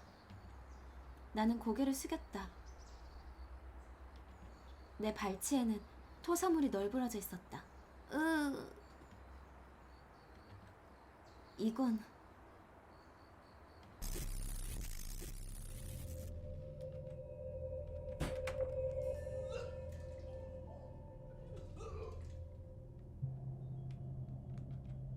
위에게 불쾌한 맛이 느껴질 정도로 구토를 하며 나는 어제의 일을 기억해냈다.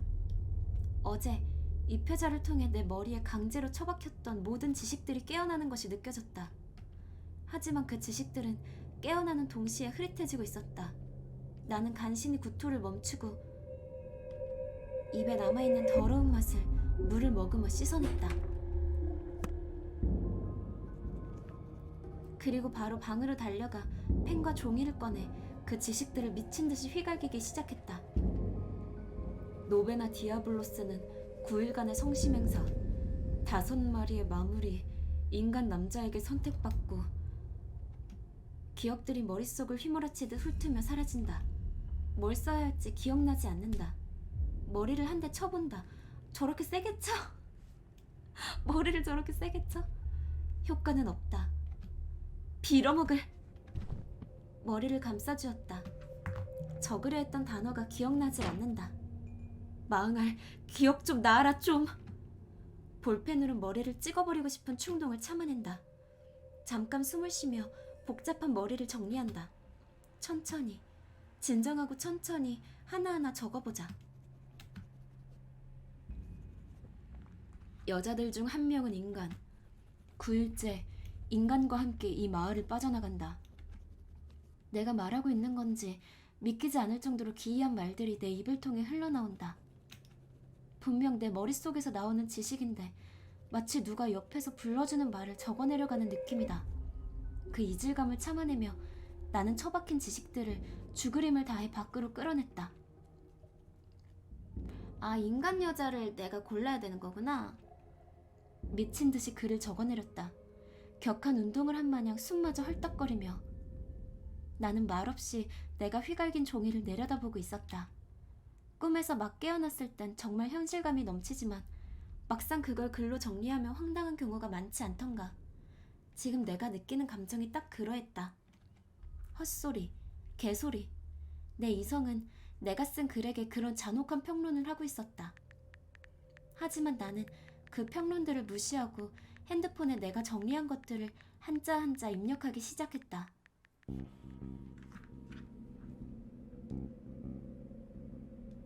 정리하자면 이렇다. 나는 노베나 디아블로스라는 행사에 말려들었다.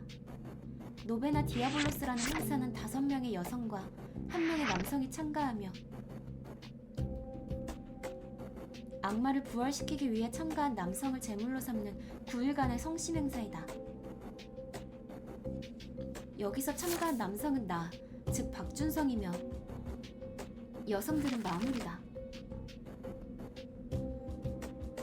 마물들의 목적은 노베나 디아블로스 마지막 날 나에게 선택을 받아 마을을 함께 나가는 것이다.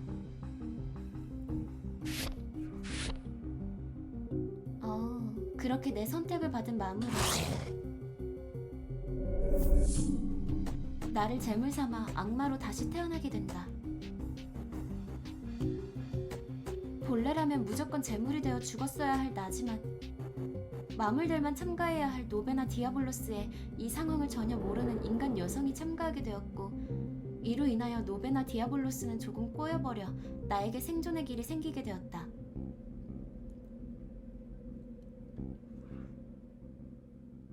노베나 디아블로스에 참가한 여성들 현미나, 유채린, 선아리, 최시리, 한세희. 이들 중 단 한 명만이 인간 여성이며 나는 인간 여성을 찾아 마을을 무사히 빠져나가야 한다. 그 그 외의 룰은 이렇다. 아, 여자... 이 행사가 끝날 때까지 그 누구도 이 마을을 빠져나갈 수도 들어올 수도 없다. 이들은 서로를 인지할 수 없으며 간섭도 불가능. 그리고 마물들은 자신들 속에 인간이 포함되어 있는지도 모른다.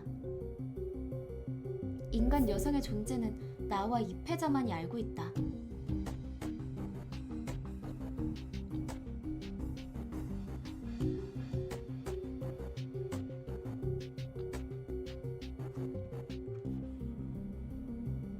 인간 여성의 존재로 인해 이 노베나 디아블로스라는 행사는 이미 망가졌다. 이건 악마로선 뼈아픈 실책이었어야 하는데 이 악랄한 악마는 그것조차 자신의 유희로 삼으려는 모양이다. 미치겠군. 나는 답답해진 머리를 감싸주었다. 대체 내가 왜 이딴 말도 안 되는 일에. 그때 또다시 문자가 도착했다. 그리고 그제서야 기억해냈다. 지금 이 지역에선 전파가 터지질 않는다는 걸.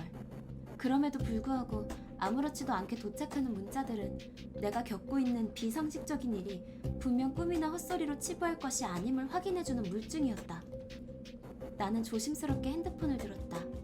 그리고 숨을 크게 들이마시며 도착한 문자를 바라보았다. 어? 뱀파이어는 현미나, 강시 유채린, 구미호 한세희, 서큐버스 선아리, 마녀 최시리. 나는 헛웃음을 지으며 나에게 수신된 문자를 멍하니 바라보았다. 게임. 나는 이 일련의 모든 것들이 악마의 게임처럼 느껴졌다. 핸드폰의 기록을 마치고 방에 널려있는 토사물들을 치우며 나는 내가 해야 할 일에 대해 고민했다. 누가 마물인지 누가 인간인지 알아내는 한편 그들에게 신뢰도 쌓아두어야 한다. 여간 복잡한 일이 아니다. 그럼 어디서부터 시작해야? 머리를 쥐어짜고 있을 때 새로운 문자가 하나 더 도착했다. 나는 핸드폰을 꺼내들었다. 폐교. 단순한 문자에 순간 당황했지만 이 문자가 무엇을 뜻하는 건지는 금방 알 수 있었다. 이 패자가 처박은 지식에 의하면 이 행사에 참가한 마물들은 반드시 한 번은 어떠한 의식을 치러야 한다 했다. 그 의식을 치러야 악마가 될 자격을 얻는다는 것이다. 의식. 그러니까 쉽게 말해 살인이다. 의식의 희생자는 주술을 통해 이 여관에 있는 괴물을 소환하고 소환된 괴물은 그 희생자를 죽여 의식을 완성한다. 그리고 이 문자는 그 의식이 어디서 일어났는지를 알려주는 문자인 듯하다. 그러고 보니 이 마을에 도착한 날에도 이런 문자가 왔었지. 돌이켜보니 명확해진다. 그 문자에 적힌 그 장소에서 바로 어제 사람이 죽었었다. 그렇다면 잠시 생각해보자. 마물들이 악마가 될 자격을 얻기 위해선 희생자가 필요하다. 그렇다면 본래 이 행사에선 5명의 희생자가 나와야 한다. 하지만 이들 중 하나가 인간이라면 희생자는 4명만 존재할 것이고 희생자들이 살해당한 현장에서 마물의 흔적을 찾아낸다면 어떤 마물이 저지른 일인지 추측할 수도 있을 것이다. 그렇게 4개의 현장을 탐색해 범인을 추려낸다면 거기에 해당하지 않은 여성이 바로 진짜 인간이겠지. 좋아. 해야 할 일이 명확해졌다. 나는 카메라 대용으로 쓰일 핸드폰을 챙겼다. 간단한 메모를 위한 펜과 수첩도 안주머니에 쑤셔 넣었다. 무엇보다 중요한 건 마음의 준비였다. 더 이상 대박 사건을 건졌다는 흥분감도 PD로서의 호기심도 없다. 오직 이 말도 안 되는 상황에서 벗어나고 싶을 뿐. 나는 두근거리는 심장을 움켜잡고 숨을 크게 내쉬었다. 빌어먹을. 가보자. 떨리는 손을 부여잡고 떨리는 다리를 주먹으로 몇 번 내리치고 쭈뼛쭈뼛 솟는 머리를 벅벅 긁은 후 나는 조심스레 밖으로 발을 옮겼다.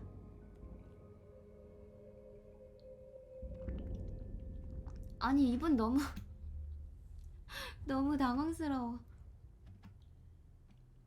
아이고, 오늘도 부지런하시네요. 네. 그래. 이 여관 주인도 분명 내가 만난 악마와 관계가 있을 것이다. 이자뿐 아니라 이 마을 사람들 중 그 누구도 내 편이 아닐 것이다. 하지만 그걸 겉으로 드러내선 안 된다.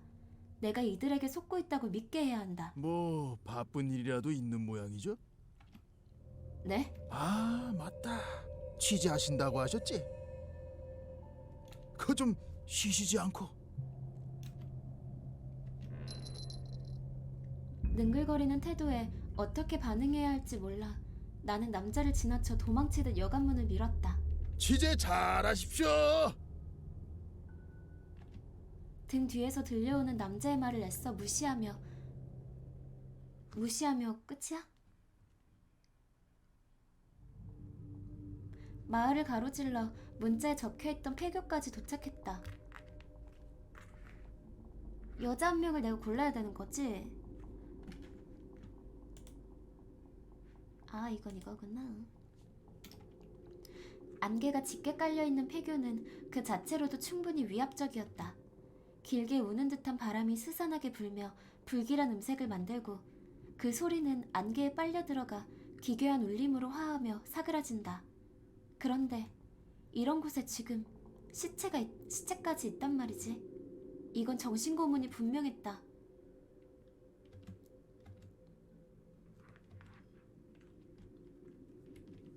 나는 어딘가 있을 시체를 찾아 폐교를 뒤지기 시작했다. 어느 정도 걸었을까? 복도를 걷고 있던 와중에 갑작스레 불쾌한 냄새가 코를 찔렀다. 벌써 죽었나봐. 끈적이는 그리고 비릿한 냄새. 나는 걸음을 멈췄다. 냄새는 저 앞쪽 교실에서 흘러나오고 있었다. 마음을 다잡고 그쪽으로 걸음을 옮겼다. 그리고 그곳엔 왜 이래? 살해 현장이다. 문자는 사실이었다. 두 번째 살인은 일어났다. 예상하고 미리 마음의 준비까지 한 일이었음에도 불구하고 공포에 휩싸인 내 다리는 멋대로 풀려버렸다. 한번 경험해봐서 익숙해질 줄 알았는데 전혀 아니다. 오히려 이 현장을 내가 모르는 미지의 괴물이 만들었다고 생각하니 저번에 수십 배가 넘는 공포가 밀물처럼 몰아쳤다. 어젠 내가 어떻게 된 거였나? 이런 짓거리를 태연히 하는 놈들 사이에서 뭘 어떻게 하려고 했던 건데? 다음에 내가 적골이 되지 말라는 보장이 있어? 악마의 말에 실컷 놀아나다가 죽으면 누구한테 호소하지? 애초에 왜 이런 미친 짓에 날 끌어들인 건데? 내가 뭘 잘못했다고? 나는 그냥 특종 하나 잡으려던 것 뿐인데? 그게 그렇게도 잘못이야? 이 미친 마을 개자식들이 서로 배때기를 파헤치든 모가지를 꺾어놓든 왜 그 또라이 짓에 나를 왜? 나갈 거다. 애초에 들어오면 안 되었다. 자동차가 말을 안 듣고 안개가 어쩌고 자시고 그냥 지나쳤어야 했는데 빌어먹을. 도대체 내가 왜 이따위 일에. 젠장.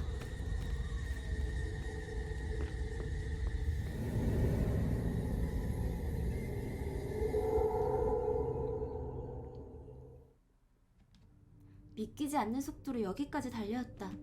마을을 빠져나오자 조금 마음이 놓여 나는 잠시 서서 숨을 골랐다. 그러고 보면 이 마을에 들어온 첫날 나는 저 을씨년스러운 나무를 보며 섬뜩한 느낌을 받았었다. 어쩌면 그때는 돌이킬 수 있었을지도 모른다. 그대로 몸을 돌려 다시 내 차로 갈 수 있었을지도. 그렇게 생각하자 급작스레 짜증이 솟구친다. 이 망할 장난질이 끝날 때까지 여기서 나갈 수 없다고? 웃기지 마. 시키는 대로 놀아나진 않겠어. 나는 속으로 그렇게 외치며 앞으로 걷기 시작했다.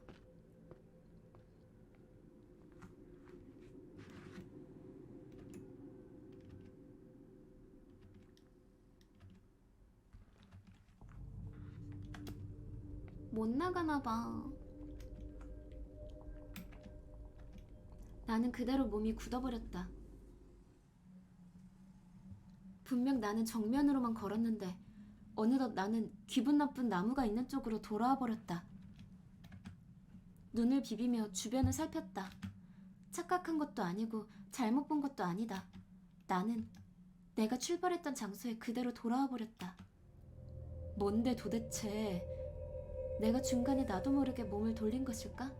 아니면 이 길이 둥글게 이어져 버리기라도 한 것인가? 모르겠다. 그저 너무나도 당연한 자연현상처럼 내 몸이 이 장소를 빙 돌아버렸다. 나는 다시 한번 정면을 향해 걸었다. 이번엔 몇 걸음 걸을 때마다 뒤를 돌아보았다. 소망 언덕마을로 향하는 길은 분명히 멀어지고 있었다. 내 발걸음 역시 똑바로 앞을 향하고 있다. 좋아, 이번에야말로 제대로. 하지만 어느새 내 발은 다시 그 나무 앞을 걷고 있었다. 망할. 나는 멍하니 서 있었다. 머릿속으로 악마의 비웃음 소리가 들리는 듯한 착각이 든다. 나는 이를 부드득 갈며 다시 몸을 돌려 안개 속으로 걸어 들어간다.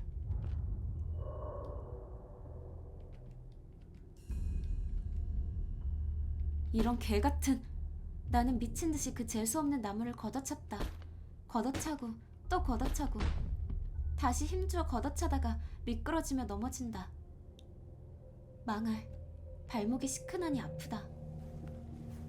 숨을 몰아쉬며 다시 천천히 몸을 일으켰다. 도저히 상식적으로는 이해가 되질 않지만 악마니 괴물이니 온갖 비현실적인 것들을 이미 겪은 입장이니 인정할 수밖에 없다. 결국 이 안개도 내가 겪은 일들의 연장일 것이다. 하지만 그렇다면 평범한 사람인 나는 할 수 있는 게 없다는 건가? 나는 악마의 말을 천천히 되뇌었다. 악마는 나에게 몇 가지 룰을 제시했다. 그리고 그 룰에 따르면 살아나갈 수 있음을 알려주었다. 그건 반대로 말하면 그 룰 말고는 다른 길은 아예 없다는 뜻이리라. 그래. 나는 침통한 표정으로 마을 쪽으로 고개를 돌렸다. 그 방법밖에 없다 이거지. 나는 천천히 몸을 일으켰다. 움직였다. 도저히 움직일 것 같지 않은 몸이 용케 움직인다.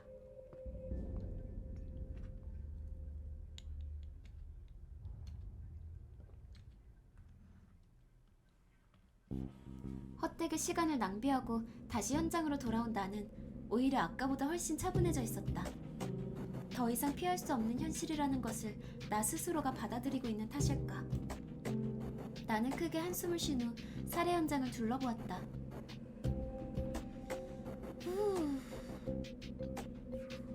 저번 현장에선 보이지 않았던 것들이 확실히 보인다. 이것은 단순히 사람이 살해당한 현장이 아니다. 악마를 믿는 미친 인간이 괴물을 불러내 자신을 제물로 바친 당장 며칠 전의 나였으면 믿지조차 못할 광기의 현장. 하지만 거기에 대한 공포보다는 이 상황에 강제로 들이밀어진 데에 대한 분노가, 아니 어쩌면 체념에 가까운 새로운 감정이 더 커져버렸다. 피할 수 없으면 즐기라는 말이 잠시 떠올렸지만 헛웃음과 함께 지워버린다. 그냥 좀 더 단순하게 생각하자. 나는 천천히 핸드폰을 꺼내 폰 카메라를 작동시켰다. 그 어떤 정보나 흔적도 놓치지 말자. 그리고 살아남자.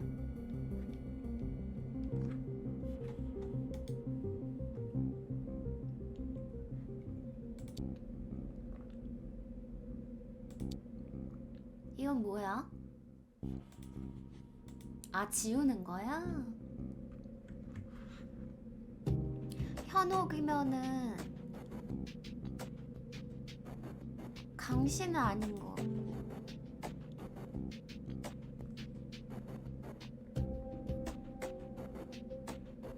강씨는 현혹시키진 않잖아요, 그쵸?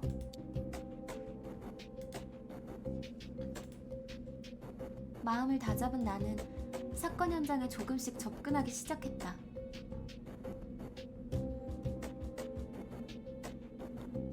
나는 한숨을 쉬며 핸드폰을 꺼내들고 카메라 앱을 작동시켰다. 일단 전경부터 기록하자. 핸드폰 플래시가 빛을 뿜으며 교실의 전경이 기록되었다. 자, 천천히 둘러보자고. 찾아내자. 단서를 찾아내자. 어쩐지 살아서 움직일 듯한 느낌이다. 기분 나쁘게 생긴 것 빼면 그냥 인형이었다. 재물처럼 사용한 인형인가? 나는 인형에 대해 기록했다. 처참한 시체가 널브러져 있다. 갑작스레 피비린내가 엄청 강해진 느낌이 든다. 아마 기분 탓이겠지만 기분은 좋지 않다. 피해자는 무언가에 관통당해 죽은 듯하다. 나는 조심스레 피해자 주변을 관찰했으나 그 이상의 특이점은 발견할 수 없었다. 더 이상은 무리다. 나는 시체로부터 고개를 돌렸다. 불길한 그림이 칠판에 그려져 있다. 마물은 이 소환진을 통해 이곳으로 소환됐겠지. 마치 이런 일의 전문가처럼 중얼거린 후 나는 피식 웃어버렸다. 나는 그 소환진의 형태를 자세히 기록했다.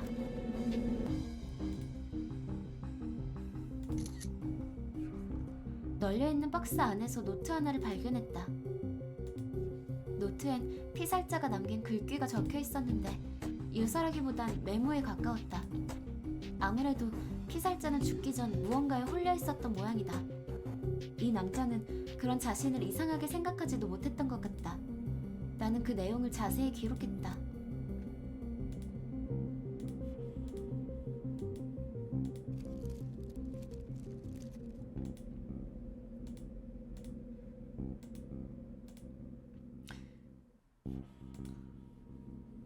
과거 이 땅의 원념들이 사물들의 깊은 원한을 남겼기에 주변의 것들을 통해 진을 완성하고 소환 주문을 완성하라.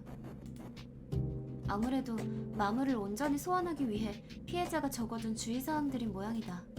꽤 훌륭한 증거가 될 수 있겠다고 생각했지만 정작 내가 필요한 정보는 없었다.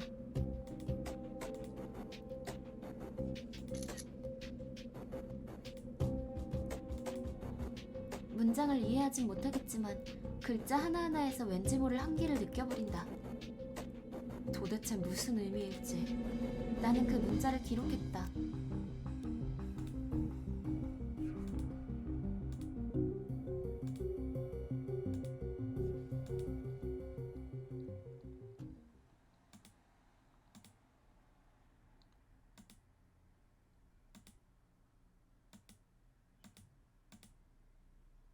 아, 특징을 내가 따로 알아내야 돼?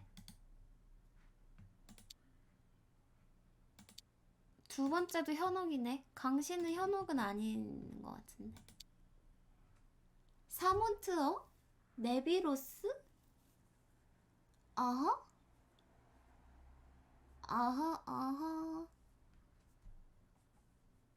호수.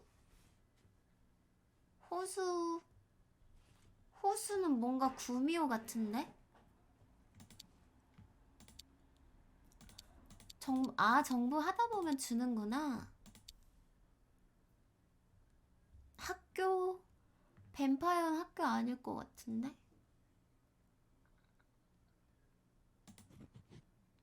구령하면은 채실이 아니야, 채실이? 구미호는 구령은 안 쓸 것 같고.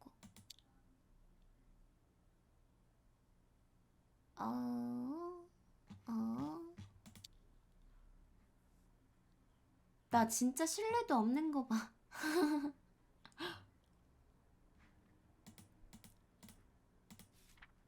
아, 이런 걸 하나도 다 없는 거구나.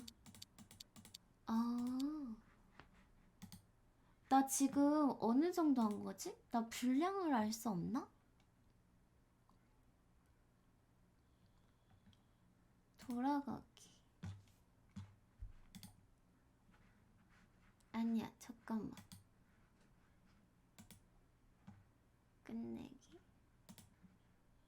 여러분, 내가 얼마 정도 한 걸까?